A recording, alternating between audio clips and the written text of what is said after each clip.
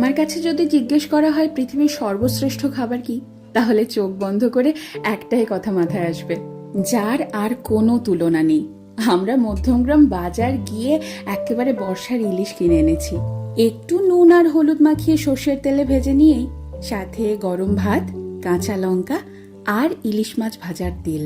সত্যি কথা বলো, বাঙালির কি আর কিছু লাগে?